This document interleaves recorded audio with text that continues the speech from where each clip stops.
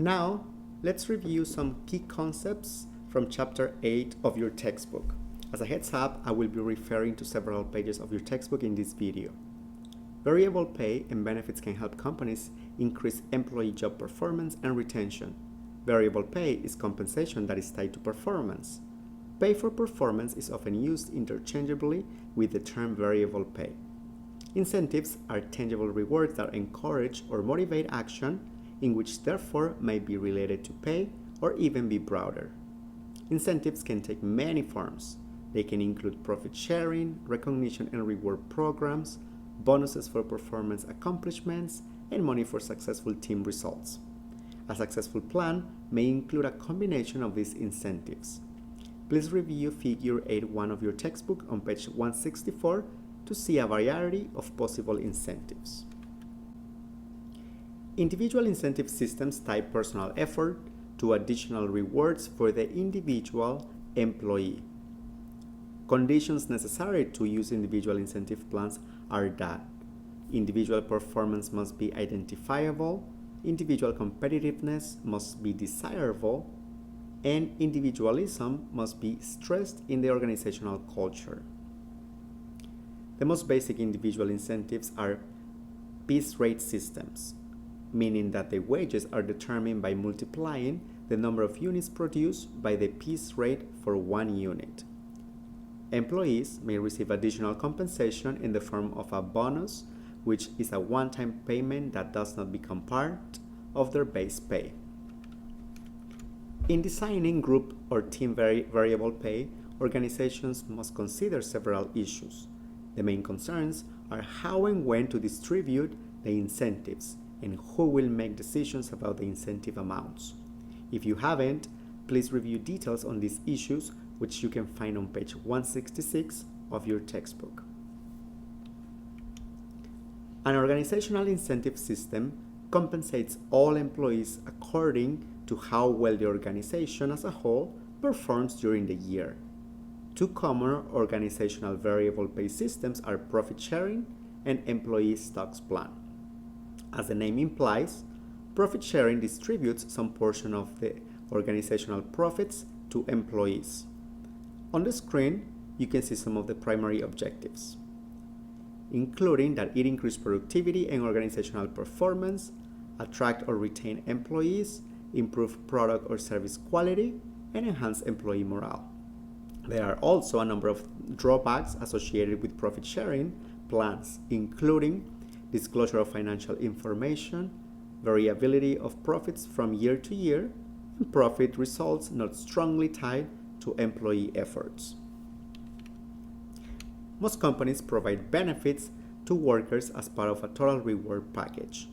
A benefit is a tangible indirect reward provided to an employee or group of employees for organizational membership. Benefits often include retirement plans, paid time off, health insurance, life and disability insurance, and many more options. If you haven't, please review details on the design and management of employee benefits, which you can find on page 171 of your textbook. Legal compliance, record keeping, enrollment, and participation issues result in a significant benefits administration responsibility for organizations. Many organizations offer an open enrollment period once a year. Open enrollment is a time when employees can change their participation level in various benefit plans and switch between benefit options. Review the benefits administration issues and trends on page 172 of your textbook.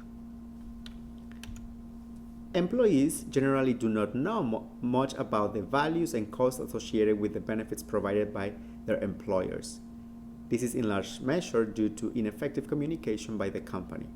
Many companies develop special benefits communication systems to inform employees about the monetary value of the benefits that they provide. Some companies give individual employees a personal statement that translates benefits into dollar amounts.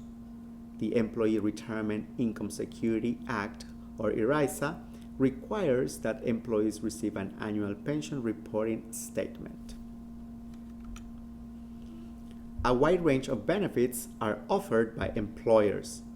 Some are mandated by laws and government regulations, while others are offered voluntarily by employers as part of their human resources strategies. The image on the screen, which is figure A3 on your textbook, lists the major categories of benefits and highlights those that are legally required and those that are voluntarily provided by employers. If you haven't, take this as an opportunity to review the figure. Legally required benefits make up about 1/3 of the total cost of benefits.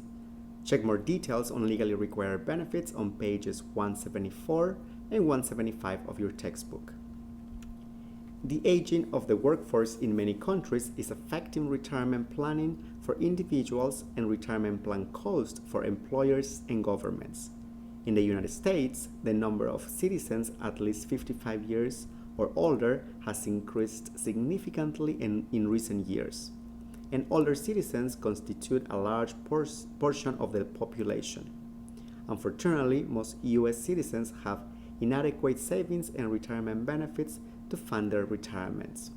A retirement plan is a program established and funded by the employer or employees to fund the employee's retirement years.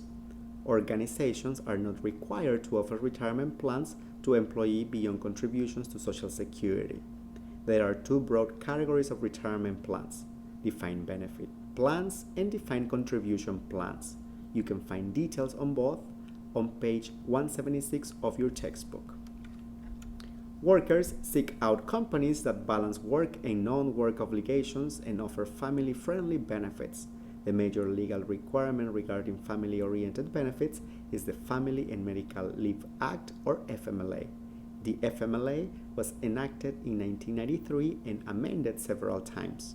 It covers all federal, state, and private employers with 50 or more employees who live within 75 miles of the workplace.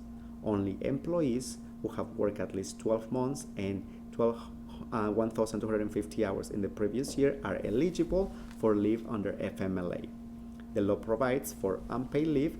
However, some companies pay short-term disability benefits during FMLA. In the state of California, such disability benefits are administered and paid through the state, specifically through EDD or the Employment Development Department. The law requires that employers allow eligible employees to take a maximum of 12 weeks of unpaid, job-protected leave during any 12-month period. Time off benefits represent a significant portion of total benefits cost. Employers give employees paid time off for a variety of circumstances. Paid lunch breaks and rest periods, holidays, medical and sick leave, and vacation are common. That concludes our lesson for this week.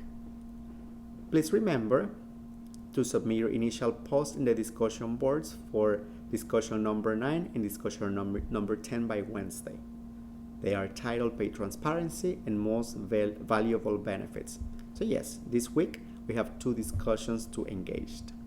Also, please read Chapter 9, Risk Management, Worker Protection, and Employee Relations, and Chapter number 10, Union Management Relations and Grievances of your textbook, and then complete quiz number 8, which in fact is the last weekly quiz of this course.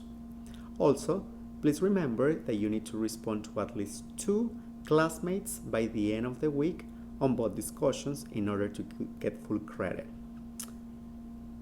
We are only 2 weeks away from completing this course, so keep the good work up and see you next week.